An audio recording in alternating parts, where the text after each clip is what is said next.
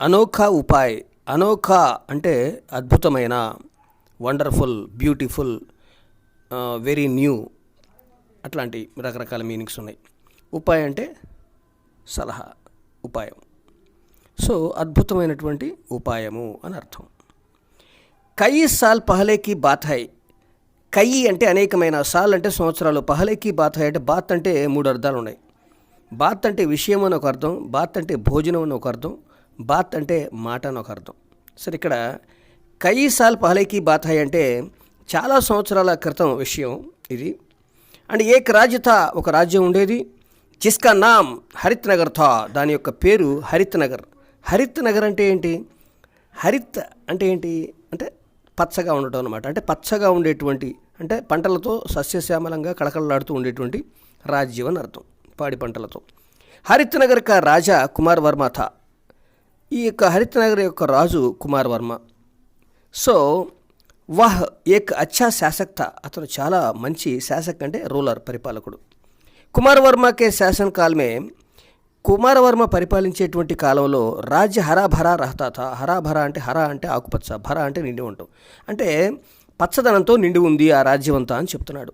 లేకిన్ కానీ ఏక సమయ్ ఐసా ఆయా, ఒకనొక సమయం వచ్చింది. ఎలా వచ్చిందంటే అది రాజ్యమే సారీ ఫసలే సూక్ గయి, రాజ్యంలో ఉన్న సారీ ఫసలే సూక్ గయి, పంట అంతా కూడా ఎండిపోయింది. సూక్ గయి అంటే ఎండిపోయింది అని.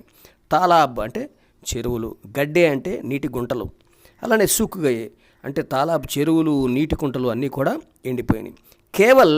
దోహి, కేవలం 2, హీ అంటే మాత్రమే, దోహి అంటే 2 మాత్రమే, కేవలం 2 జీవనదియా, జీవనదులు మాత్రమే బచీతి, అవి మాత్రమే పారుతున్నాయి. బచి అంటే అవి మాత్రమే ఉన్నాయని అర్థం, మిగిలి ఉన్నాయని అర్థం. ఇక్కడ దెబ్బకు తట్టుకొని.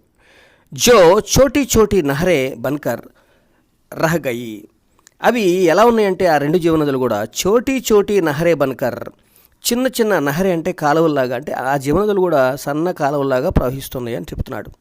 ఇక సెకండ్ పారాగ్రాఫ్ చూడండి. ఇక్కడ రాజ్యమే పశువుంక చారా భీ మిల్నా ముష్కిల్ హో గయా. చారా అంటే అంటే పశువుల మేత అన్నమాట. చారా అంటే అంటే రాజ్యమే పశువుంక చారా భీ మిల్నా ముష్కిల్ హో గయా, మరి పశువుల దాణా కూడా, పశువులకి మేత కూడా దొరకడం ముష్కిల్ అంటే కష్టం అయిపోతుంది అని చెప్తున్నాడు. కష్టం అయిపోయింది, హోగయా అన్నాడు. కయి కిసాన్ అపనే అపనే పాల్తూ జాన్వర్ సస్తే దామం పర్ బేచనే లగే. కయి కిసాన్, కయి అనేక మంది, ఫస్ట్ కయి సాల్ అన్నాడు, ఇక్కడ కయి కిసాన్ అనేక మంది రైతులు, అపనే అపనే పాల్తూ జాన్వర్ సస్తే దామం పర్ బేచనే లగే, అపనే అపనే తమ తమ పాల్తూ జాన్వర్ ఆ యొక్క పెంపుడు జంతువులని సస్తే దామం పర్, సస్తే సస్తా అంటే అర్థం ఏంటి? సస్తా అంటే చాలా తేలికైనటువంటి రేట్లు, అంటే చాలా చీప్గా, తక్కువ రేటుకి, అర్థమైందా? దామం పర్, దామ్ అంటే రేట్ అనమాట, దామ్ అంటే ధర, అంటే చాలా తక్కువ ధరకే పర్ బేచిన లాగే వాటిని అమ్మేస్తున్నారు. తమ పెంచుకున్నటువంటి జంతువుల్ని బేచిన అంటే అమ్ముట, అర్థమైందా?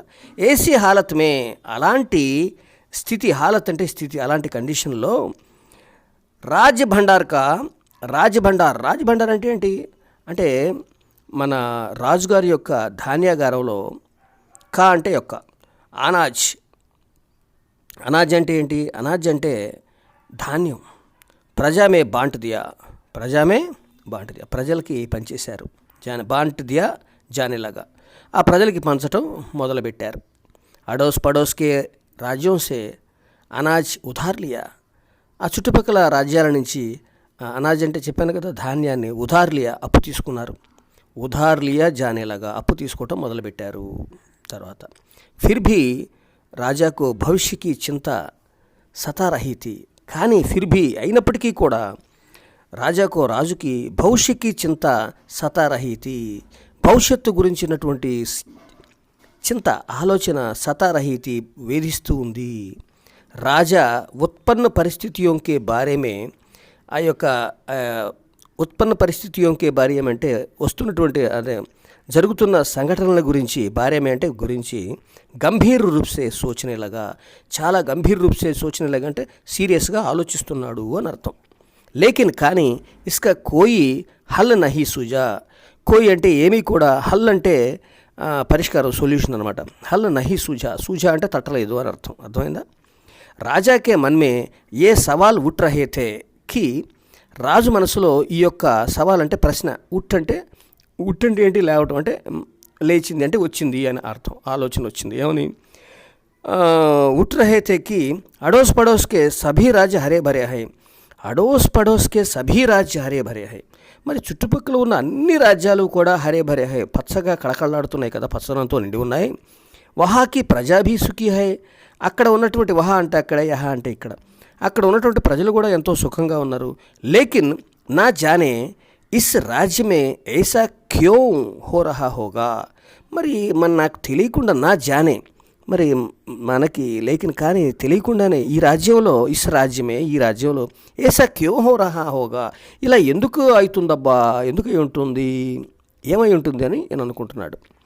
క్యా కారణ్ హో సక్తే హై, ఏ కారణం అయి ఉండవచ్చు. సక్తే అంటే ఇక్కడ ఇంగ్లీష్లో కెన్ అంటే ఇక్కడ సక్తా అని అర్థమైందా. మై జా సక్తా హు అంటే నేను వెళ్ళగలను, అర్థమైందా. మై దౌడ్ సక్తా హు అంటే నేను పరిగెత్తగలను అని అర్థం. అట్లా ఇస్ సమస్య కా హల్ కైసే కియా జా సక్తా హై, ఈ సమస్య యొక్క అంటే యొక్క పరిష్కారం హల్ కైసే కియా జా సక్తా హై, ఏ రకంగా దాన్ని చేయాలి, దీని సమస్యకు పరిష్కారం ఏ రకంగా చేయాలి అని రాజుకి ఒక పెద్ద ఆలోచన పట్టుకుంది.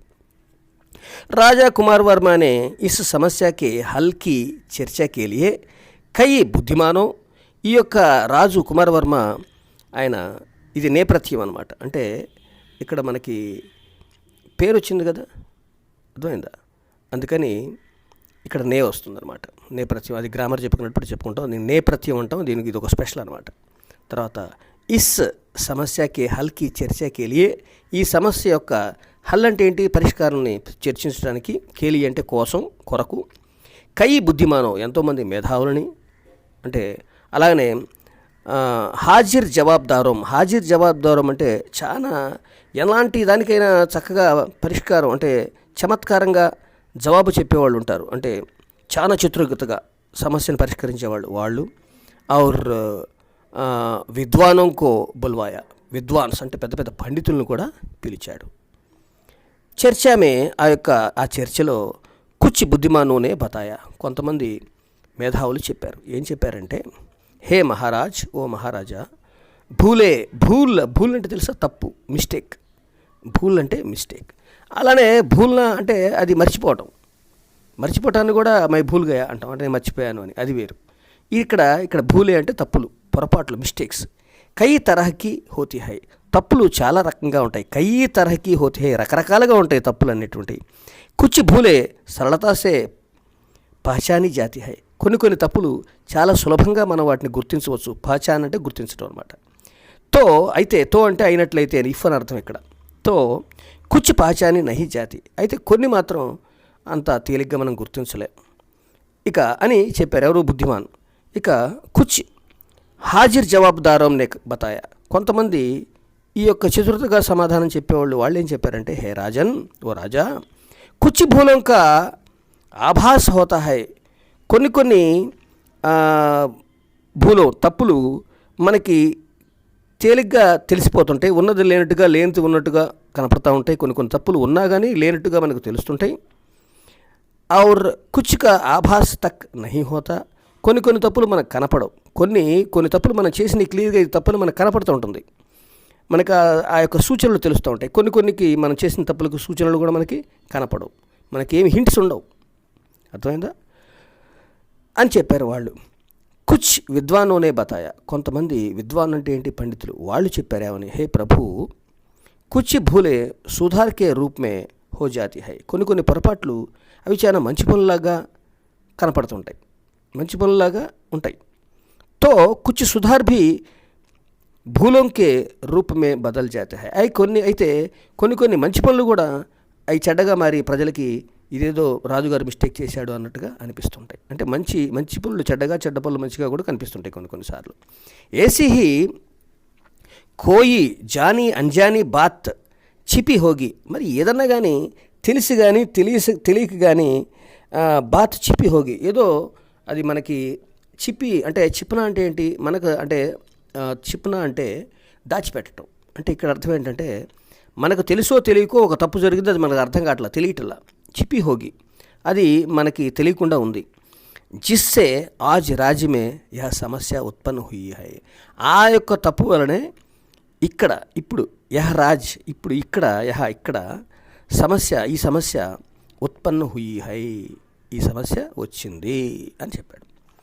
రాజా కుమార్ వర్మ అనే పూచ అప్పుడు రాజా కుమార్ వర్మ అడిగాడు. ఏమని అడిగాడు చెప్పాను. ఇక్కడ నేపథ్యం గురించి మనం తర్వాత గ్రామర్లో చెప్పుకుంటామని.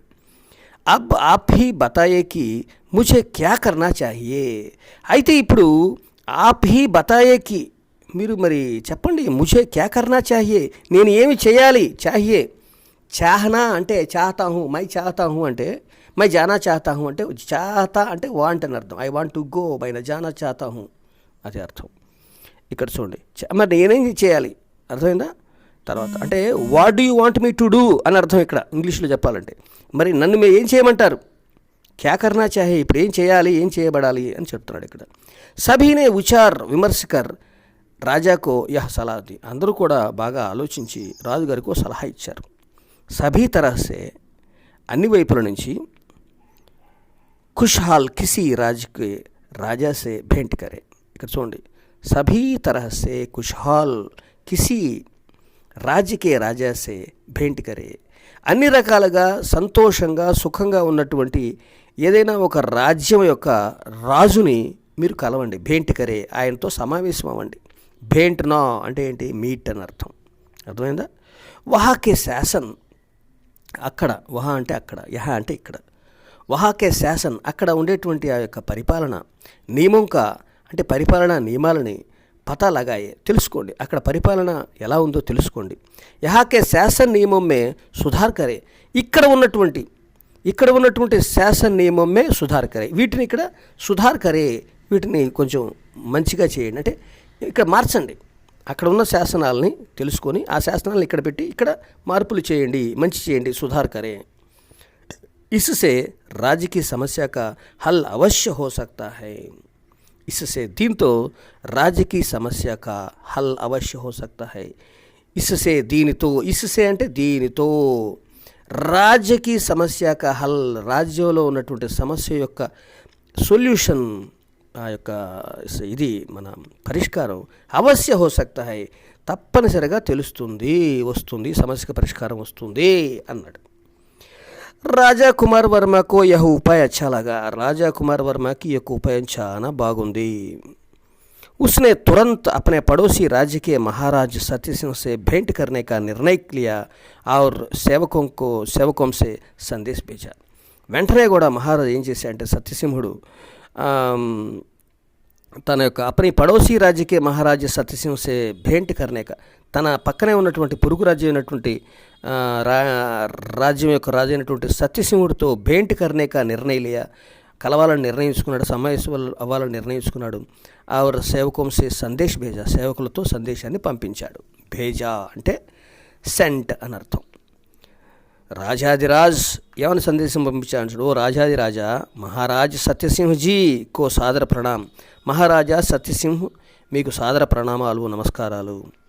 హమారే రాజ్య మే అకాల్ సే జనతా త్రస్త హై. అకాల్ అంటే కరువు. మా రాజ్యంలో కరువుతో జనత ప్రజలు త్రస్త హై చాలా భయభ్రాంతులైపోతున్నారు. త్రస్త అంటే భయభ్రాంతులు అవటం. ఇస్ సమస్యకి హల్ కేలియే ఈ సమస్య యొక్క పరిష్కారం కొరకు కేలి అంటే కొరకు ఆప్కి ఉచిత్ సలహా వా ఆప్కి ఉచిత్ సలహా మీరు సరి అయినటువంటి ఉచిత్ అంటే సరి అయిన అప్రోప్రియేట్ అని అర్థం. సలహా ఇవ్వండి వా లేదా ఆప్కో శాసన నియమంకి జాన్కారీ కేలియే హమ్ ఆప్కే యహా పధార్నా చాతే హై లేదా మీ యొక్క శాసన నియమంకి జాన్కారీ కేలియే మీ యొక్క పరిపాలన ఆ యొక్క విధానాలను తెలుసుకోవటం కోసం జాన్కారీ కేలియే హమ్ మేము ఆప్కో తమరి వద్దకి యహా మీ యొద్దకి పధార్నా చేతే హై. పధార్ అంటే రావటం దయచేయటం. ఇక్కడ చూడండి మనం ఆవో అన్నాం అనుకోండి రా అని అర్థం. ఆ అన్నాం అనుకోండి రా అని అంటే మర్యాద లేకుండా ఆ అన్నాం అనుకోండి రా అని. ఆవో అంటే రా అని. ఆయి అంటే రండి అని. పధారి అంటే ఇంకా ఎక్కువ గౌరవం అనమాట. బాగా పెద్దవాళ్ళకి ఇచ్చేటువంటిది. మహారాజు కాబట్టి ఇక్కడ పధార్నా చేతే హై మేము రావాలనుకుంటున్నాం అన్నాడు.